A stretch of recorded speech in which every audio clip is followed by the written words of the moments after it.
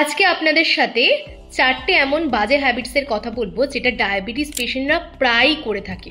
প্রথমত, 6 ঘন্টার কম ঘুমোনো। 6 ঘন্টার কম ঘুমোলে বডিতে ইনসুলিন রেজিস্ট্যান্স বাড়ে, যার ফলে সুগারটা স্পাইক হয়ে যায়, ক্রেভিং লিড করে এবং স্ট্রেস আরও বেশি জেনারেট হয়। নাম্বার 2, পর্যাপ্ত পরিমাণে জল না খাওয়া। বডি ডিহাইড্রেট হলে কিডনি ওভারওয়ার্ক করতে হয়, কিন্তু জল পরিমাণ মতো যদি থাকে তাহলে কি করে, জল ইজিলি ফ্ল্যাশ আউট করতে পারে।